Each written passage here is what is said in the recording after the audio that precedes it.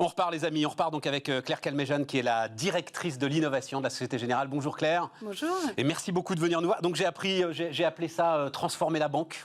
Ça vous va comme ça me va. Votre mission? Il y a une question qui m'obsède, que je pose à tous les banquiers, dès que je les croise, tous les grands banquiers. Je l'ai posé à Frédéric Oudéa, je l'ai posé. C'est pourquoi est-ce que les grandes banques se font damer le pion par les fintechs?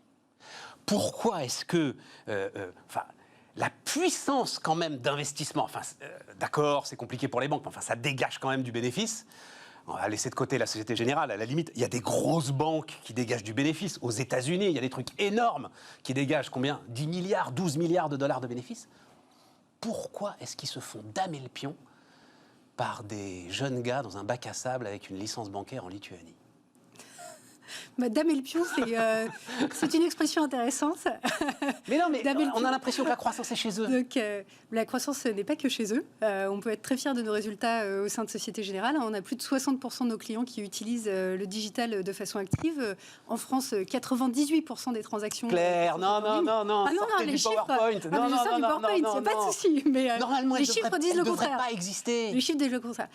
Dans tous les secteurs, on voit des startups qui sont existent. Elles ne dament pas le pion à la Société Générale. Je réagis sur l'expression. Enlever la Société Générale. Parlez au nom des banques. On a 60 partenariats qui existent au sein des écosystèmes fintech. 60 partenariats qui sont présents entre la Société Générale dans le monde et ces fintech. Donc on travaille de façon très collaborative ensemble. Claire, pourquoi ça me passionne? Parce que, et c'est pour ça que je suis ravi que vous veniez, toutes les entreprises vont être en fait devant ce défi accéléré de la digitalisation. Toutes vont devoir se transformer à grande vitesse. Et vous avez été parmi les premiers en fait, secteurs à prendre la vague dans la figure. Voilà. Et ensuite, la météorite qui tombe et le dinosaure qui essaye de survivre. Voilà, on va dire ça comme ça. Où est-ce que ça coince? C'est quoi? C'est le système d'information qui est trop lourd, qui est mal fait, qu'on ne peut pas changer parce qu'il y a des strates et des strates et des strates. C'est l'organisation elle-même qui est trop lourde, qu'on ne peut pas changer parce que... Où est-ce que ça coince? C'est intéressant comment vous en parlez, Stéphane, parce qu'on a l'impression que c'est à venir. Oui. Pour moi, c'est pas à venir, on est dedans. Vous êtes dedans, mais il y a beaucoup de secteurs qui sont encore dedans. On est dedans. On n'est pas du tout, c'est pas du tout dans le passé. Quand j'entends vos mots, on a l'impression que c'est devant nous, mais c'est pas du tout devant nous. C'est quelque chose qu'on fait de façon très active. Ça fait maintenant plus de 10 ans qu'on a commencé cette transformation digitale pour répondre aux besoins de nos clients. Il ne faut pas oublier qu'au sein du groupe Société Générale, on a Boursorama, qui est quand même la première banque en ligne. C'est vrai, la première des fintechs en Europe. fait. Ouais. On a, je disais, un taux de pénétration sur la France de plus de 60% de nos clients qui utilisent dans un mois, qui font une transaction, qui utilisent le digital. Ils se connectent plus de 34 fois par mois en France sur leur application, sur leur site web. Donc il y a un engagement réel. Claire, il existe. Claire, comme vous citez ce chiffre là, 60%. Mais c'est nul, 60%. Tout le monde. Mais n'importe quel service ou système devrait avoir 95% aujourd'hui, puisque, comme vous le dites, vous êtes dedans. Mais il faut que la banque serve pour tous. Tout le monde n'a pas envie d'être dans le digital. On l'a vu, par exemple, au moment du Covid, il y a eu des appels téléphoniques, des études le disent, qui pouvaient certes être répondus par des chatbots, mais pas seulement. Il y avait des appels téléphoniques qui étaient là, qui devaient être résolus par des problématiques humaines. Donc le digital est bien là pour supporter la stratégie de transformation. Elle est bien là pour être là. Et donc, je ne suis pas d'accord avec le damer le pion et je ne suis pas d'accord avec le fait que c'est à venir. Je pense qu'on est en plein dedans. Société Générale a notamment accéléré sa stratégie d'acquisition. Je suis sûre qu'on va en parler. Yes. A fait 5 acquisitions de très belles startups, de fondateurs qui travaillent avec nous. Et juste pour dire à quel point on n'est pas dans le passé, quand on a racheté Fiduceo en 2015, il faut savoir que les fondateurs de Fiduceo sont toujours au sein de Société Générale. Ils sont toujours... C'est vrai, ça? Oui, tout à fait. Donc, je ne connais pas Fiduceo. Ils font quoi, Fiduceo? Alors, Fiduceo était une plateforme de ce qu'on appelle PFM, donc gestion des finances personnelles, qui permet notamment, quand vous allez sur votre compte Société Générale ou Boursorama, en fait, d'intégrer sur le digital vos autres comptes bancaires et de pouvoir, comme ça, avoir une vision 360 de tout ce qui se passe. Et aussi, fait de la gestion documentaire, sur la gestion des factures que vous pouvez isoler. Ça, par exemple, vous ne pouvez pas le faire en interne? On peut tout faire en interne, mais quand on regarde la compétition technologique, même eux ne font pas tout en interne. Oui, c'est ça. Et il y a une forme de course de vitesse qui fait qu'à un moment, il vaut mieux racheter que... Je vais vous raconter une petite histoire, Claire, parce que c'était quand même... Je découvre Shine, donc on va parler de Shine. Je découvre Shine à la naissance de Shine, parce qu'il se trouve que moi, j'étais à l'époque tout petit entrepreneur indépendant, et je pestais contre... la Société Générale, mais peu importe, l'eau a coulé sous les ponts, sur les tarifs de leur banque pour les pros. Je trouvais ça incroyable qu'on me prenne autant d'argent pour vraiment un compte sur lequel il ne se passait pas grand-chose. Et Shine débarque. Et je me dis, mais ils vont réagir, c'est pas possible. Ils vont faire le truc eux-mêmes, ils vont faire le truc pour les pros, pour les indépendants, qui marche bien. Non, on peut pas. Vous rachetez Shine, en fait. On fait, alors déjà, je suis désolée de cette expérience. Non, heureusement pour nous, on est quand même un des leaders sur le marché des professionnels, donc j'espère qu'on arrive quand même à servir nos clients. On s'en était parlé à livre ouvert à l'époque, c'était il y a plusieurs années, donc il n'y a aucun problème. Mais donc, se pose la question effectivement de quelles sont les bonnes stratégies. Donc, on peut effectivement digitaliser le parcours client du professionnel, mais Shine, c'est beaucoup plus que ça. Shine, c'est beaucoup plus que la digitalisation d'un parcours client. Shine, l'éthos de Nicolas et de Raphaël n'est pas du tout donc à la sont base les deux fondateurs. D'offrir, qui sont les deux fondateurs, n'est pas d'offrir un service bancaire. Il est d'accompagner vraiment la création pour des indépendants de leurs entreprises et de les accompagner. Donc on va trouver aussi bien un service finalement d'accompagnement qui va jusqu'à votre numéro SIRET, déposer votre entreprise, tous les services qui vont autour de cette finalement première création, à vos services bancaires, aux services après de gestion de comptabilité qu'ils vont pouvoir vous offrir, à même leur partenariat avec SumUp qu'ils ont aujourd'hui, donc le petit boîtier qui vous permet, si vous êtes marchand, de pouvoir quelque part passer votre carte et puis payer très simplement, que vous soyez en ligne ou que vous soyez en physique. Donc ils ont tout un écosystème de services qui vont bien au-delà du service bancaire. Et c'est aussi ça, la valeur de Shine. Et aujourd'hui d'ailleurs, on n'a pas cherché à intégrer Shine au sein de Société Générale. On a à la fois continué à supporter le développement de Shine, qui en fait est une plateforme, un petit peu comme les plateformes, alors toutes petites, mais comme les plateformes qu'on a pu voir Uber, Amazon, qui finalement offrent ces services. Ça va pouvoir consommer des services financiers que nous, on va produire et distribuer, tels que le crédit à travers la plateforme de Shine. Et en parallèle de ça, puisqu'on a fait l'acquisition de Shine, qu'on pense qu'il y a un business model qui se développe, qui est robuste, et d'ailleurs les derniers mois l'ont confirmé, on va en profiter pour digitaliser notre parcours client et offrir cette expérience à notre clientèle professionnelle. Donc en fait, vous injectez un peu de Shine dans le... C'est ça un peu la mécanique. Vous injectez un peu de ce qui fait leur force dans l'ensemble de l'écosystème digital de la Société Générale. C'est la promesse, et je pense que c'est pour ça qu'on garde nos fondateurs, et que ce soit Éric Lassus et Xavier Labouret avec Trésor, ou que ce soit Nico Hélard et Raphaël avec Shine. Je pense que les acquisitions qui fonctionnent bien, elles ne sont pas basées sur une start-up qu'on intègre au sein d'un grand groupe. Il faut se rappeler, Société Générale, c'est 138 000 collaborateurs à travers le monde, oui. 62 pays. Bon, la start-up, même si c'est plus des start-up, il faut être honnête. Au moment où on a fait l'achat de Trésor, ils sont 35, mais aujourd'hui, ils sont 130. Ils sont à 2 pas avenue de Wagram. Ils viennent de déménager. Trésor, parce que Trésor, on est dans le back-office de la banque, là. Tout à fait. Alors, racontez-moi, Trésor. Parce que Trésor, mais je me gourre pas, Trésor, c'est quand même ce qui permet aussi aux fintech, alors on peut les citer, les Revolut, les N26, etc., de pouvoir, opérer comme des banques alors qu'elles n'en sont pas vraiment. Je résume bien le truc à peu près. Tout à fait. Donc, typiquement, Shine tourne sur Trésor aujourd'hui et va demander sa licence d'établissement de paiement pour grandir. C'est la logique. Une fois qu'on a... Voilà, ils ont aujourd'hui plus de 80 000 clients, ils grandissent. Donc, effectivement, ils vont s'équiper avec plus de connaissances de leur côté. Et Trésor va pouvoir toujours fournir une partie de software. Donc, on est vraiment dans la couche basse. On est dans la couche basse. Fournir les cartes, les moyens de paiement, ce qui est KYC, ce qui est tenue de compte. Et donc, vous connaissez en France plein de fintech qui tournent sur Trésor. Exactement. Swile, qui est quand même une super success story, Conto, qui a fait ses débuts, Lydia, qui est également un grand client de Trésor. Il y en a plus de 70 clients aujourd'hui sur Trésor, présents dans 8 pays. Mais surtout, ce que je mentionnais, c'est qu'aujourd'hui, Trésor, c'est plus une start-up. C'est une PME. Elle est à 2 pas avenue de Wagram. Elle vient de déménager parce qu'elle avait encore des besoins de croissance. Elle a ouvert son 2e bureau à Rennes. Elle a ouvert des points à l'international pour avoir des relais. Et évidemment que la promesse de Trésor n'était pas d'intégrer toute cette start-up. Non, mais ce qui est intéressant, et quand même, je vous challenge un peu, mais je suis évidemment assez admiratif. C'est-à-dire, ce qui est intéressant, c'est que vous laissez cette technologie qui est, comme vous le dites, alors.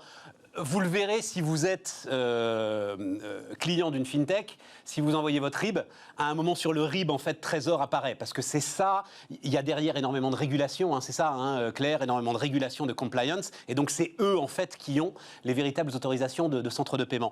Mais ce que je veux dire, c'est qu'en la rachetant, vous auriez pu finalement couper les robinets, De fintech qui vous font concurrence, même si c'est à la marge. Et non, vous ne le faites pas et surtout pas. Ah non, surtout pas. Il faut laisser ça ouvert. C'est pas du tout, puisque vous en parlez, on reboucle avec le démarrage. Quelle est l'interaction entre les banques et les fintechs? Je mentionnais, on a 60 partenariats au sein de Société Générale avec des fintechs. Je ne sais même pas tous les noms des fintechs. Parfois, on arrive et on me dit on a un partenariat avec tel fintech et j'en découvre tous les jours parce qu'évidemment, ça se passe dans tous les métiers de Société Générale. Alors, il y a une certaine coordination sur notre plan stratégique, mais évidemment, localement, chacun va pouvoir avancer. On a un business, un métier peut passer une coopération finalement sans vous en informer? Mais c'est de la même façon que, je ne sais pas, ils allaient faire leur contrat avec Microsoft pour avoir Microsoft Word. Je veux dire, on va pas... c'est juste la façon dont aujourd'hui la transformation digitale d'une grande banque fonctionne. On ne peut pas centraliser l'intégralité de nos partenariats. Ils ont juste une relation client-fournisseur. Et j'en parle souvent parce que les gens me disent « Ah, votre relation avec les fintechs, comment ça se passe ?» Moi, j'ai vécu 10 ans aux États-Unis et au Royaume-Uni. J'ai vécu toute cette vague des fintechs qui avaient émergé bien avant au Royaume-Uni.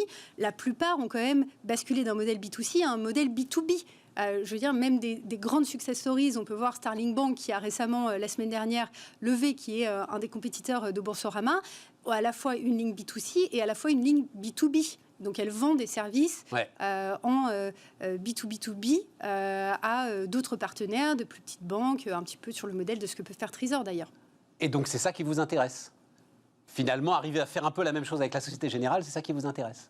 Alors, dans Société Générale, notre stratégie d'open innovation, elle est large, elle est là pour supporter nos transformations métiers, pour servir nos clients. C'est vraiment servir nos clients, servir l'efficacité opérationnelle et servir les composantes responsables. Donc, c'est ça l'open banking? La banque ouverte. La banque ouverte.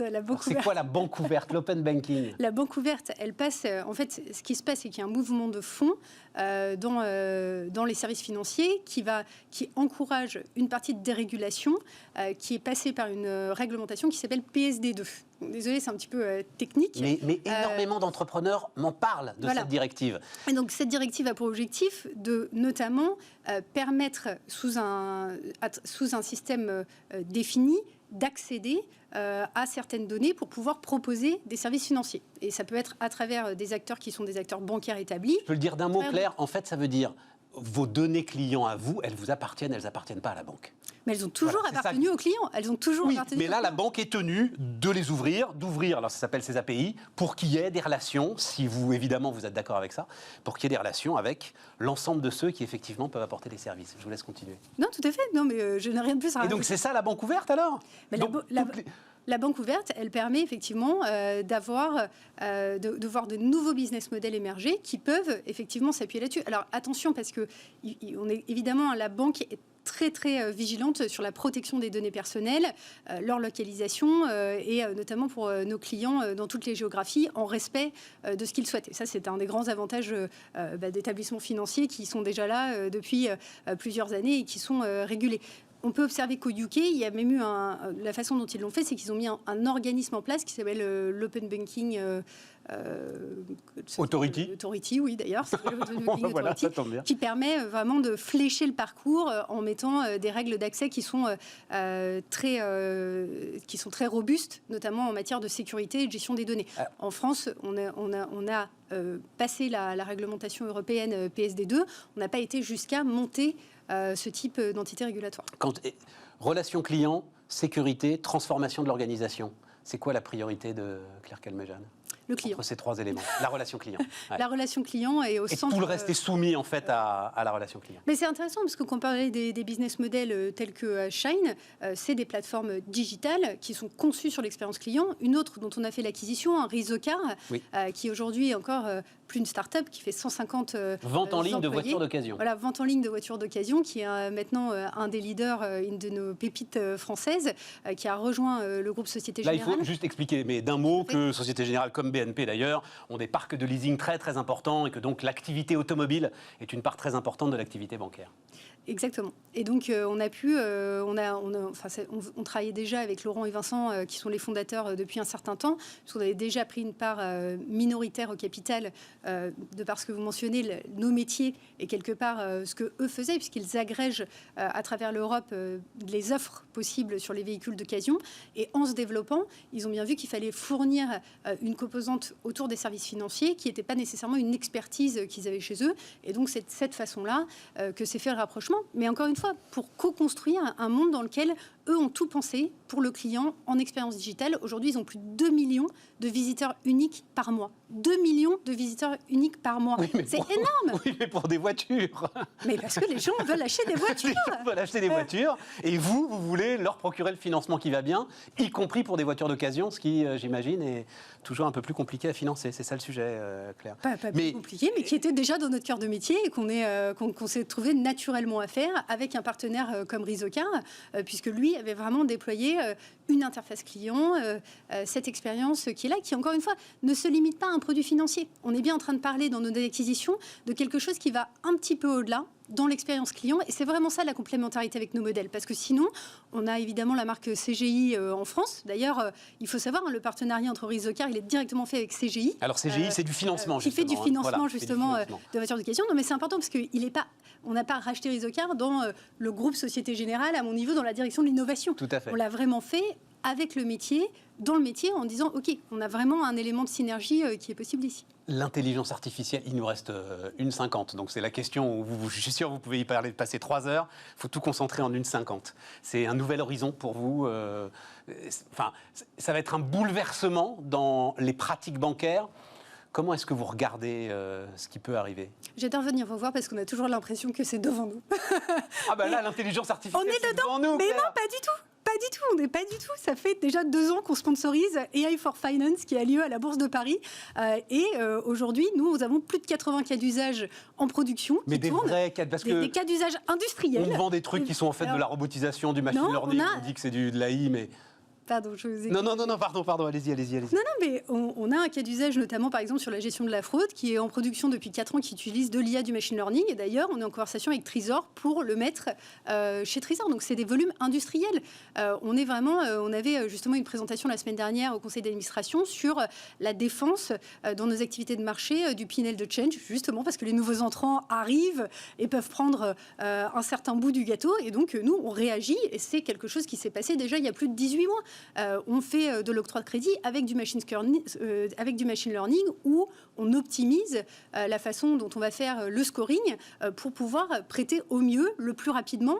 On mesure le time to cash, le time to yes pour nos clients, pour offrir le meilleur service possible. On n'est pas dans la science-fiction. Moi, quand je vais voir, je vais souvent sur le terrain parce que c'est la meilleure façon de gagner de l'insight sur les bons éléments de la transformation. Les gens ne me disent pas c'est de l'IA, ils me disent mais merci et on en veut plus. Ouais, c'est ça. C'est ça le truc en fait. Ouais, voilà. On en revient à le service du client finalement.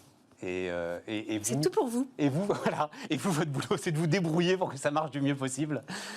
C'est intégré dans la stratégie du groupe Société Générale. Et vous le savez, mon poste a été créé il y a 2 ans et demi auprès de la direction générale, puisque le digital, évidemment, avec la responsabilité, est un des enjeux majeurs des 10 prochaines années.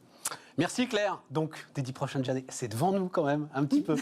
Claire Calmejane, donc la directrice de l'innovation de Société Générale, était notre invitée sur Bismart.